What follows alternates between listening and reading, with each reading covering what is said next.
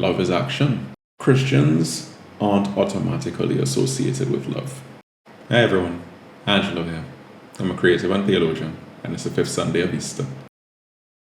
So we're in chapter 13 of John, and in this story, another short one similar to last week, it starts off by saying that Judas had already left, but then Christ is still speaking, still teaching his disciples, and he says that now the Son of Man has been glorified, and in him God has been glorified. So he's talking about how God glorifies and is glorified. And then around the middle here, he gives, I suppose, probably one of the most famous things to come out of Christianity, probably one of Jesus' most iconic quotes, where he says, "Love one another just as I have loved you." Because, of course, by this love is how people will know that they are his followers, his disciples. So for me, the center of this story here is the center of Christianity as well. Because I feel like, well, as much as this is Last Supper territory, because of course this is, I suppose you could say, Jesus' final moments with his disciples before his passion, I feel like with these words here, though, Christ sums up the entire incarnation. Because that was the point, right? The whole point was, well, what he's saying here, love.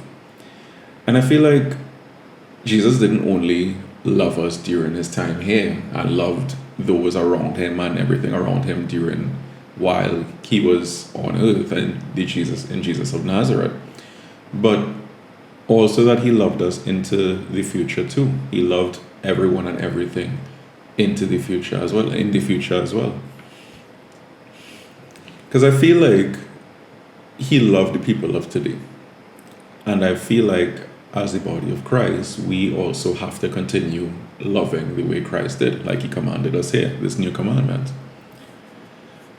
And the thing is, or at least I imagine, Christ would have had a love for the present and a love for the future, the entirety of the future until the end of time. And I think things like that, like to have that love, I believe that necessarily means not just feeling it, but also acting on it and moving towards creating a more just society. Because, as you know, love isn't just simply a feeling. I mean, love is action. So like Aquinas would have said, to love is to will the good of the other. So we can't really claim love unless we act.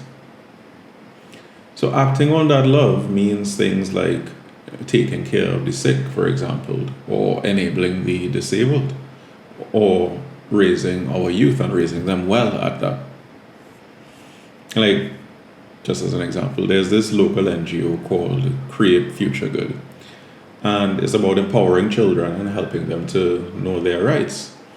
And it's like organizations like this, plus so many others, like another, for example, is the CTC, the Companions of the Transfigured Christ, and the Future Kings program that they're currently running, where it mentors at-risk youth, boys in particular.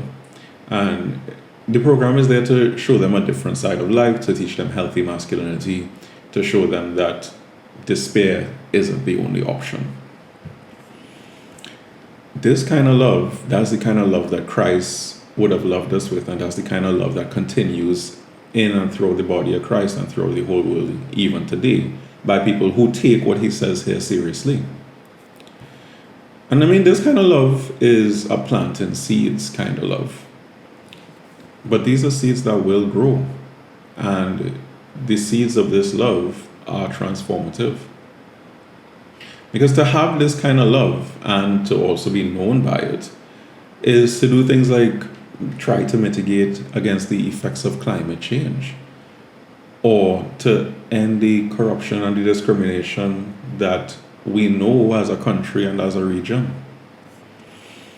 Now, unfortunately, the other side of this idea of being known by this love is the fact that we've actually come to be known for the opposite. And I mean, this really only applies to, I think, a small minority. But if we are honest about the state of Christianity, and well, at least I can speak for Christianity in Trinidad and Tobago. If we are honest about the state of Christianity, Christians aren't automatically associated with love. And I mean, a lot of times, yes, for sure. I mean, I think it is there, people could see it. But I think we as a religious body, we sometimes get associated less with love and more with moralism and being judgmental toward others and to our own especially. Like, how many Christians feel disenfranchised, or how many baptized feel that they have no desire to be part of this body, to be a part of who we are, to be who they are. I mean, really, we are supposed to be known by our love. Like, I noticed some graffiti down the road recently where someone wrote, "Jesus have a monkey brain." Now, in all fairness, they could mean Jesus, right? I mean, I'm not going to say no. Even though it didn't have the accent in the graffiti, you never know, right? And chances are it would have been like some child or the other, teenager maybe. But the fact that I have to stop and question whether or not it is aimed at Christianity, I think that is enough to remind us that there are people who don't know us for our love. They don't know us for our love for one another. And I mean, we are in no position to blame anyone. Because I mean, really often we were the first aggressors. And we have often been the antagonists and still are often the antagonists. And history shows us that too. Current narratives show us that as well. But the good news, the hope is that we could change the narrative because we are not bound by our past, which is, of course, a main thrust of Christianity, right? Like, what's he saying? Every saint has a past and every sinner has a future. Because it's true. And that could only be possible, something like that, a reality like that could only be possible through God's love. Because the love that we have for one another is supposed to be nothing less than that love. That love, like Jesus is talking about here in this same scenario, even though it wasn't, well, in this section of the gospel, but right in the same Last Supper scenario, that love is to lay down one's life for another. Like, to live a life of selfless love, to live a life of sacrifice.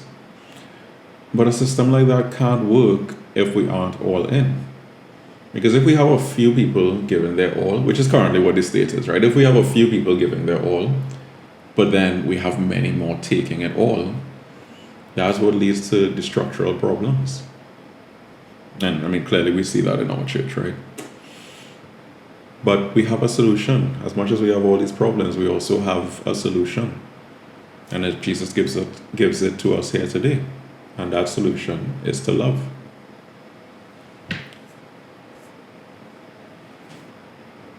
We could change, sorry, I lost my notes there for a second.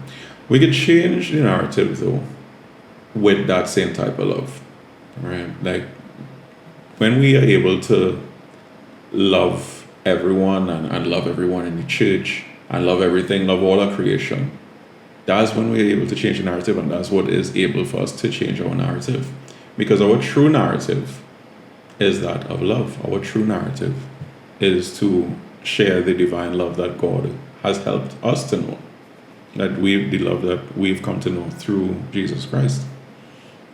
Not this false narrative that comes from the church conspiring with the powerful and producing, or you could say it's like imperialists, but then wearing a mask as if masquerading as Christians.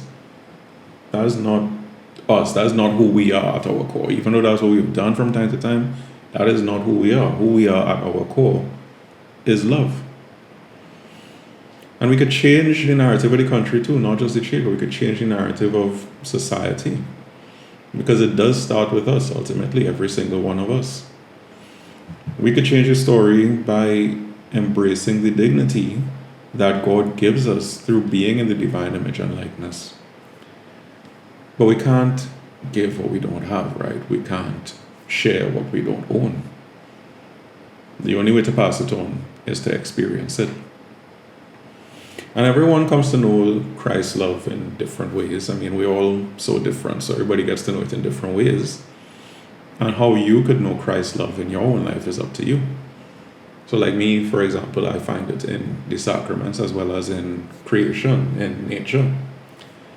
And for you, it might be the same. For you, it might be different. I mean, only you could know. But overall, changing the narrative starts with self-compassion and compassion for all.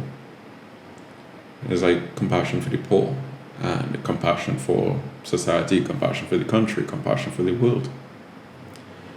To be compassionate to the point where we take action and make a change for a better church and for a better society. And once we start to do that, then we will begin to realize how God glorifies and how God is glorified. Anyways, that's it from me this week. And as always, I appreciate you so much for watching. Thank you.